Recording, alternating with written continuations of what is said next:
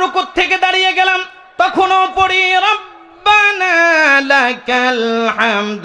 আবার যখন রুকু থেকে আমরা দাঁড়ানোর পরে আবার যখন চলে গেলাম সিজদায়, সিজদায় গিয়েও বলেন তো কার বরত্ব প্রকাশ করি? সুবহানা রাব্বিয়াল আ'লা। জোরে কোন সুবহানাল্লাহ। তাহলে নামাজ শুরু হয়ে গেল। সেখানে ওরা রুকুতে গিয়ে বিনয়ী হয়ে গেলাম, রবের সামনে আমরা মাথাটাকে ঝুঁকায়া দিয়ে বললাম, আল্লাহ তুমি আমার রব। আবার যখন সিজদায় গিয়ে মাথাটাকে মাটির সাথে কপালটাকে নোয়ায়া দিয়ে দিলাম, সেই জায়গায় মনে হয় বলি বিএমপি আর আওয়ামী লীগ জামাত জাসদ। কি বলি? বলেন কি বলি? সুবহানা রাব্বিয়াল আ'লা। সেখানেও আমরা কার গুণকীর্তন করলাম? রবের গুণকীর্তন করলাম, রবের কথা আমরা বললাম। আল্লাহ বলেন প্রত্যেকটি পয়েন্টে পয়েন্টে কেন আমি আল্লাহ তাআলা রব, এই রব কথাটা কেন বলাইলাম রে বান্দা? আমি যে তোমাদের রব, আমি যে তোমাদের সব, আমি যে তোমাদের সব রে গোলাম। হাল আতা আলাল ইনসানি হিনুম মিনাদ দাহরি লাম ইয়াকুন শাইআম মাযকুরা। আল্লাহ বলে গোলাম আমি কেমন রব তুমি কি জানো? তুমি উল্লেখযোগ্য কোনো বিষয়বস্তু ছিলে না, তোমাকে কেউ চিনত না।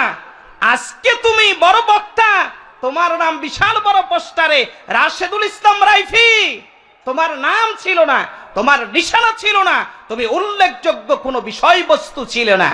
আমি আল্লাহ তাআলা তোমাকে উল্লেখযোগ্য নাই থেকে আমি আল্লাহ তাআলা বস্তু রূপে বানিয়েছি। আরো জোরে বলবেন না সুবহানাল্লাহ? আরো জোরে বলেন সুবহানাল্লাহ। তবে শুধু বক্তাদেরকে বানিয়েছেন, আর কাউকে বানান নাই, সবাইকে বানিয়েছেন। এখানে যারা উপস্থিত আছেন সবাইকে কি আল্লাহ তাআলা বানিয়েছেন? কিসের থেকে? আরে না, নাই থেকে। বলেন কি থেকে? নাই থেকে আল্লাহ তাআলা আমাদেরকে বানিয়েছেন। জোরে কন্যা সুবহানাল্লাহ। আমাদের অস্তিত্ব ছিল না, আমাদের কোনো পরিচয় ছিল না। এই পরিচয়হীন অস্তিত্বহীন থেকে যিনি অস্তিত্ব দান করেছেন, আমাদের পরিচয় দিয়েছেন, তিনি কে? আল্লাহ। আল্লাহ এই জন্য বলেন ইন্নাল্লাযীনা ক্বালু রাব্বুনাল্লাহ, তুই বলবি আমার রব আল্লাহ। জোরে কন্না সুবহানাল্লাহ। সম্মানিত ভাইরা আমার, আল্লাহ তাআলা বলেন গোলাম তুমি উল্লেখযোগ্য বিষয়বস্তু কিছু ছিলে না। তুমি ছিলা ওই কলার ভিতরে, তুমি ছিলা আমের ভিতরে, তুমি ছিলা ডিমের ভিতরে, তুমি ছিলা দুধের ভিতরে, তুমি ছিলা গোলাম ভাতের ভিতরে, তুমি ছিলা মুড়ির ভিতরে, তুমি ছিলা চায়ের ভিতরে, তুমি ছিলা বিড়ির ভিতরে। তুমি কোনো উল্লেখযোগ্য বিষয়বস্তু ছিলে না। আমি আল্লাহ রব্বুল আলামিন ওইগুলা কলা, আম, দুধ, গোশত, ভাত, রুটি সবকিছু খাওয়াইয়া তোমার আব্বা এবং আম্মা দুইজনের ভিতরে আমি আল্লাহ তাআলা ইয়াখরুজু মিন বাইনিস সুলবি ওয়াত তারাইব।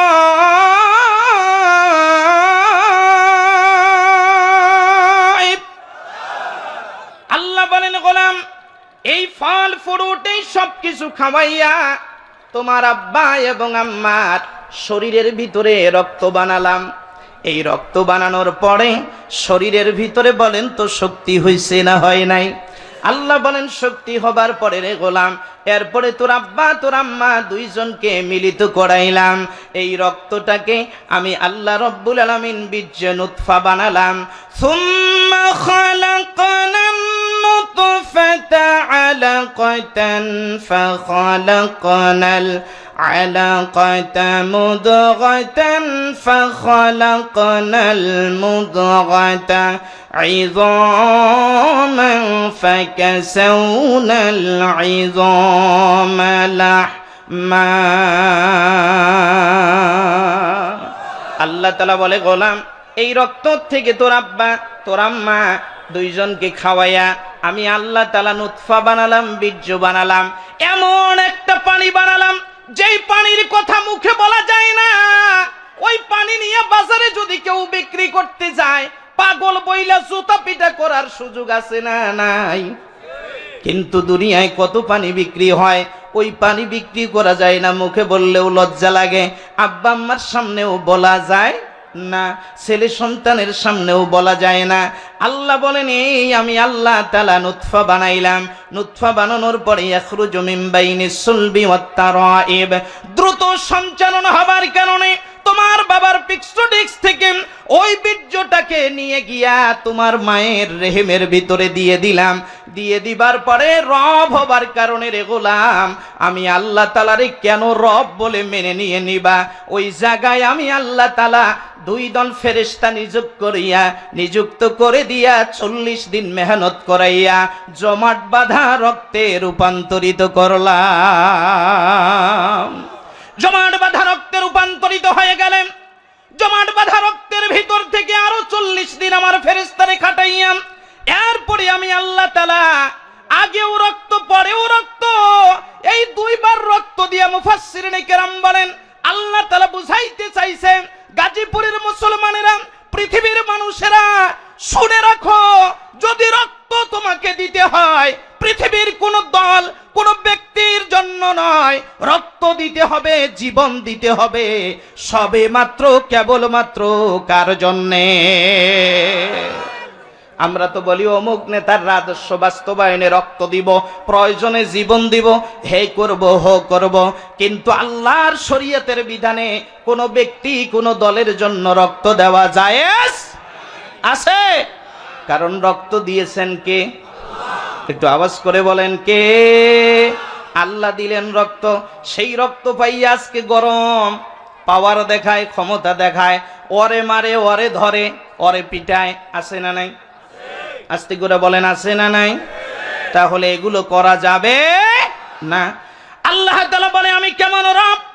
এরপরে এই জমাট বাঁধা রক্তটাকে আরো 40 দিন পর্যন্ত মেহনত করাইয়া আমার ফেরেশতার মাধ্যমে এরপরে আমি আল্লাহ তাআলা গোশতের টুকরায় রূপান্তরিত করলাম। গোশতের টুকরা বানানোর পরে এখনো পর্যন্ত তুমি কি রাইফি হবে না নেসারি হবে নাকি তাহাজউদ্দিন মোল্লা ভাই হবে, এটাই এখনো পর্যন্ত কিন্তু হয় নাই। আল্লাহ বললেন, গোলাম এরপরে এই গোশতের টুকরার মাঝখানে আমি আল্লাহ তাআলা শক্ত হাড় ঢুকাইয়া দিয়ে দিলাম, কচি কচি হাড় দিয়ে দিবার পরে আমি আল্লাহ তাআলা এই যে চামড়া নামক দৌলত দিয়া প্যাকেট করে দিয়ে দিলাম। জোরে করেন আল্লাহু আকবার, আরো জোরে করেন আল্লাহু আকবার। তাহলে এইবার বলেন তো, এই যে নাই থেকে এই পর্যন্ত বানালেন যিনি, এখানে পৃথিবীর মানুষের অবদান কত পার্সেন্ট? কথা বুঝে নাই? কত পার্সেন্ট? আল্লাহর অবদান কত পার্সেন্ট?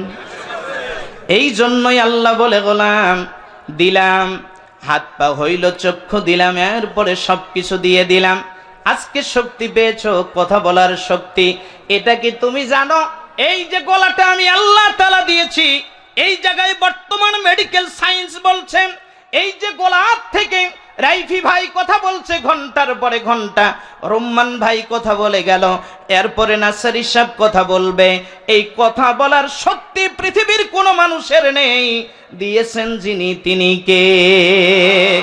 আল্লাহ বলেন। শুধু তাই নয়, বর্তমান মেডিকেল সায়েন্স বলছে যে এই যে কথাগুলি এই স্তর অতিক্রম করে, এক একটা কথা বের হতে গিয়া 27টা স্তর অতিক্রম করে। একটা মানুষের যখন কথা বলা বন্ধ হয়ে যায়, ওই মানুষটা বুঝে কথার কত গুরুত্ব। একটা মানুষের যখন খাবার বন্ধ হয়ে যায়, তখন বুঝে খাবারের কতটুকু গুরুত্ব। আল্লাহ বলে, গোলাম আমি আল্লাহ তাআলা নাই থেকে এইভাবে করে আমি আল্লাহ তাআলা তোর মায়ের পেটে বানাইলাম। বানানোর পরে ওই জায়গায় ডাক্তারে খাবার দিতে পারে নাই, কবিরাজে দিতে পারে নাই, আলেম সাবরা দিতে পারে নাই। ওই জায়গায় খাবারের ব্যবস্থাটা আমি আল্লাহ তাআলা করে দিলাম।